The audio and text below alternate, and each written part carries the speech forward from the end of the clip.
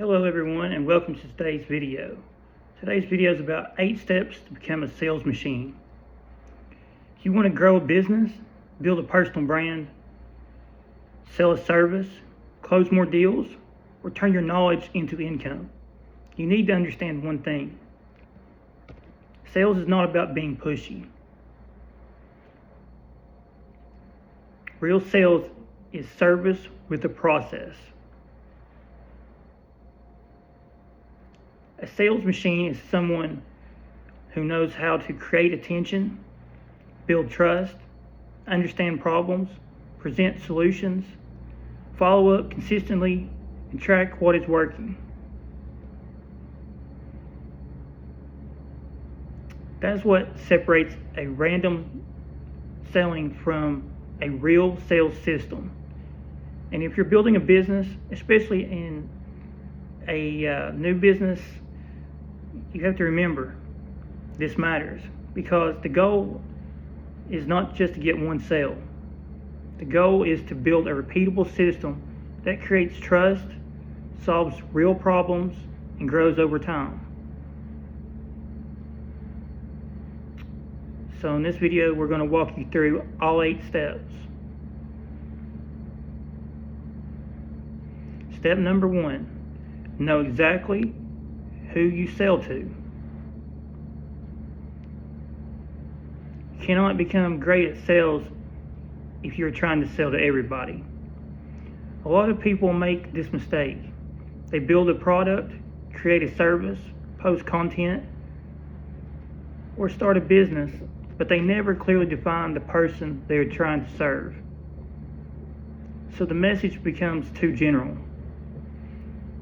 and their content becomes random. Their offer becomes confusing, and their sales conversations feel harder than they need to be. Always remember, clarity comes first. You need to know who your target customer is, what problem they have, what outcome they want, what they are, what the overall goal is, and what would make them trust you. Ask yourself, who do I serve? What problem do they already know they have?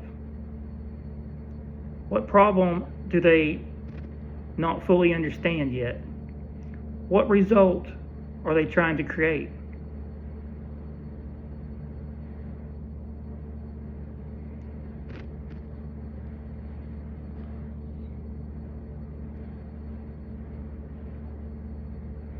Remember, it's about clarity, frameworks, confidence, risk awareness, and the right systems. The clearer you are on your audience, the easier the sales become. Step number 2, sell the problem before the product.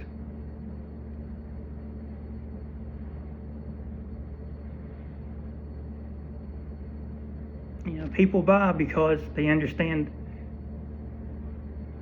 what they're buying.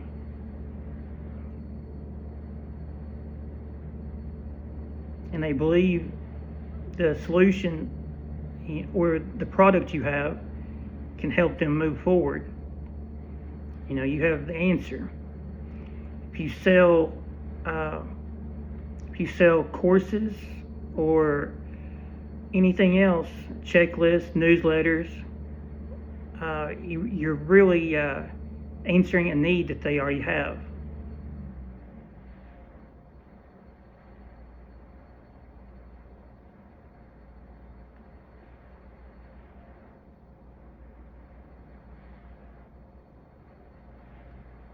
And this really applies to almost any business.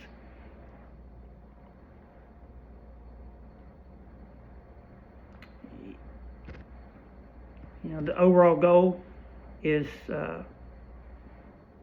basically define the problem you solve, and the more clarity you have in your message, the more productive your sales will be.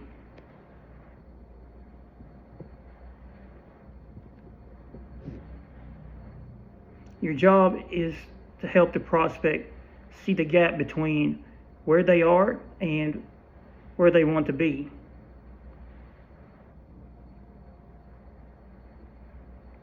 You gotta look at current pain, desired outcome, clear bridge. That is the foundation of strong sales. Step number 3, build trust before asking for the sale. Trust is the real currency.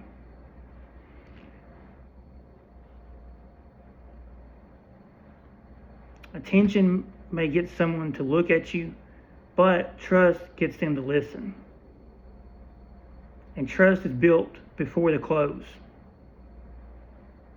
That means your content, conversations, reputation, follow through, and tone all matter.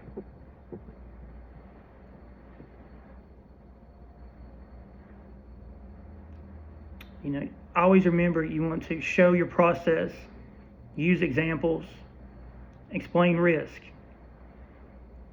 Be honest about who your offer is for and who is not for. Do not overpromise. Do not act like every prospect is a perfect fit. Do not sell shortcuts when the real answer requires work.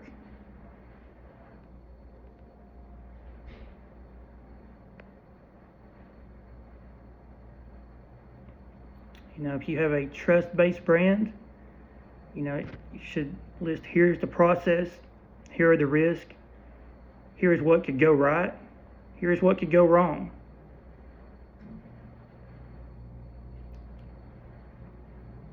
Here's how to think clearly. Here's how you become credible. And credibility compounds. Step 4, ask better questions. The best salespeople are great listeners. They know how to ask questions that reveal the real problem. A great framework is the situation, problem, cost, goal, obstacle, decision. Situation questions help you understand where the person is now.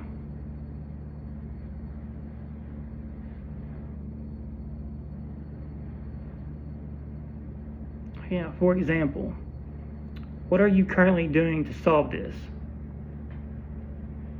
Problem questions help you identify what is not working. What is the biggest challenge right now? Cost questions help reveal the consequence. What has this problem cost you in time, money, energy, or missed opportunity? Goal questions clarify what they want. What would success look like over the next 90 days? Obstacle questions show what is blocking progress. What has stopped you from fixing this already? Decision questions help move the conversation forward. What would you need to feel confident taking the next step? That structure works because it keeps the conversation focused on the prospect.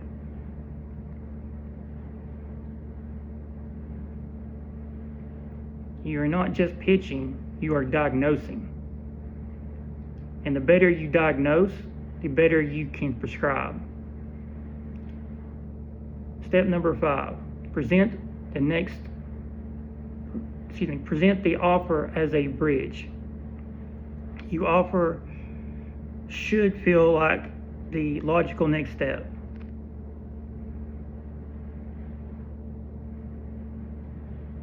A strong offer connects the prospect's current the current pain to their desired outcome through your process. The structure is key.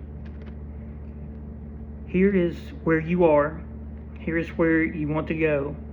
Here is the process that helps bridge the gap. Here's the proof that the process makes sense. Here's the next step.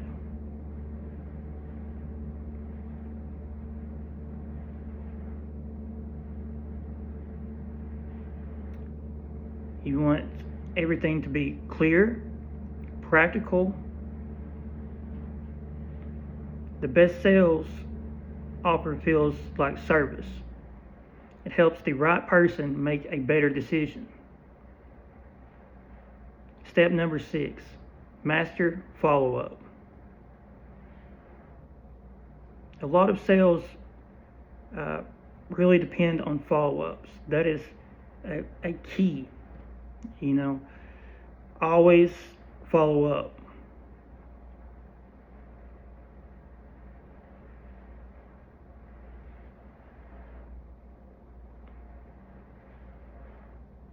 Your follow-up should be helpful, timely, specific, and professional. A follow-up cadence could look like this. The same day, send a recap and the next step. 2 and 3 days later, send something useful based on the conversation. 7 days later, check interest and answer concerns. 14 days later, share proof, an example, or an educational resource. 30 days later, reopen the conversation naturally. The key is to keep the follow-up tied to their problem. As always, each business is different, so you got to use the most pragmatic approach.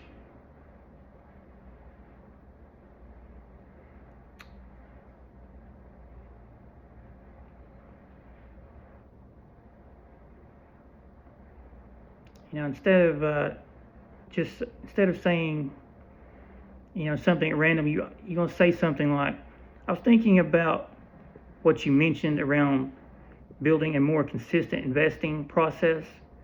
If you're discussing investing with someone, this framework may help you organize your next step.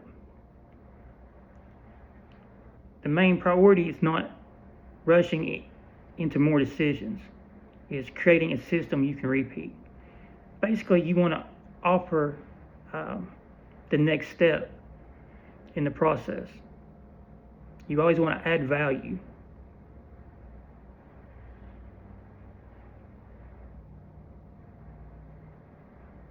Step number 7, track the numbers.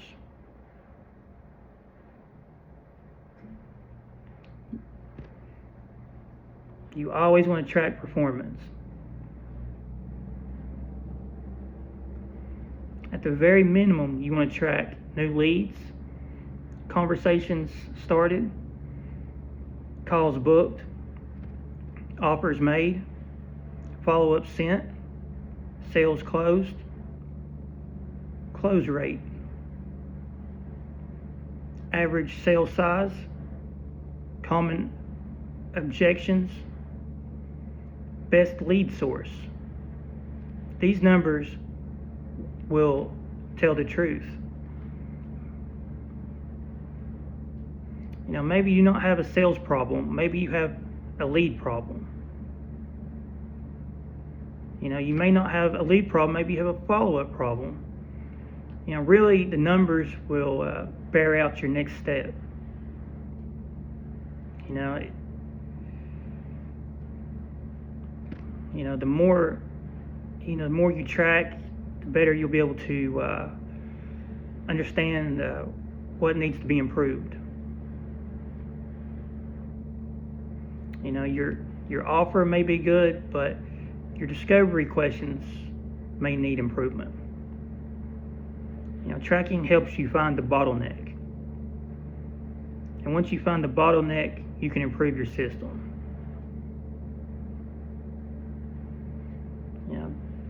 This helps you start being strategic. Step number 8, improve the system every week.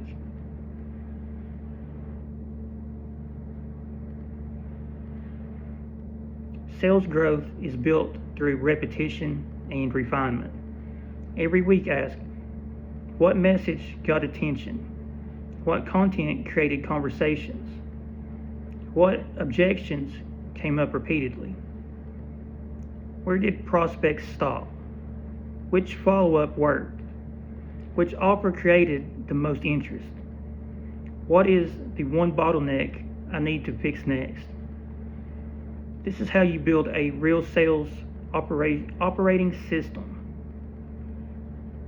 You are not trying to reinvent everything every week. You are trying to improve one part of the machine at a time. One better hook, one better offer, one better question, one improved follow-up, one better lead source. Small improvements compound.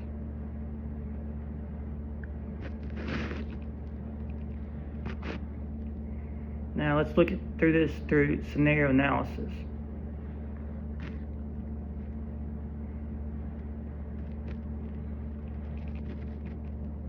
You got to remember that your outcomes can vary depending on you can have a great week, average week. You should be prepared for each. In the bull case, you define your audience clearly, create trust-based content, ask better questions, follow up consistently, and build a real pipeline. Sales become more predictable because your process is repeatable. The main risk in this scenario is scaling too quickly without fulfillment systems.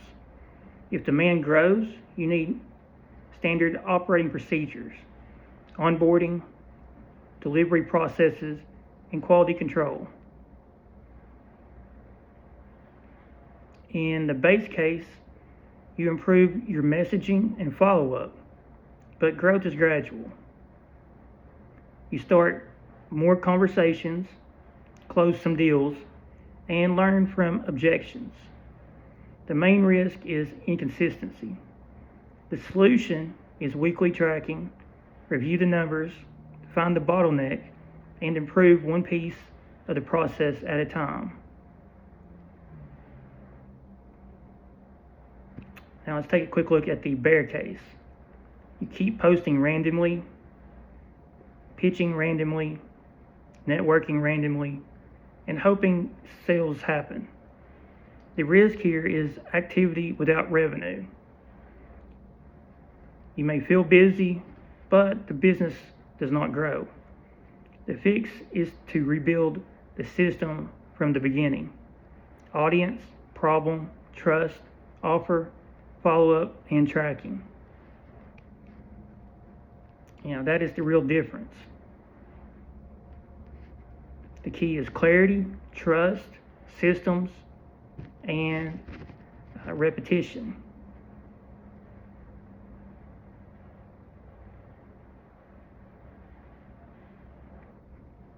Now let's take a quick look at a checklist. Do I know exactly who I sell to? Can I explain their problem clearly? Do I build trust before asking for the sale? Do I ask strong delivery questions? Do I present my offer as a bridge to their desired outcome? Do I follow up consistently? Do I track my sales activity weekly? Do I improve the system every week? If the answer is yes, you are building something real.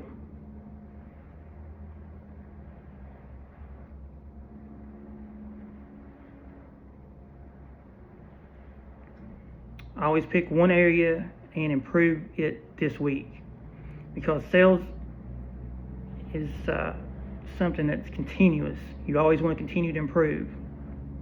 It's about being clearer, more consistent, more trusted. It's about being more systematic than everyone else. You always want to improve as much as possible.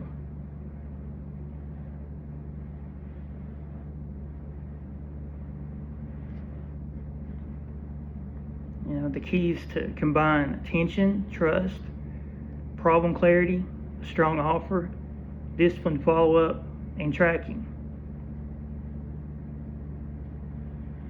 If this video has helped you, be sure to like and subscribe, and be sure to check out our next video next week. Hope everyone has a very prosperous week.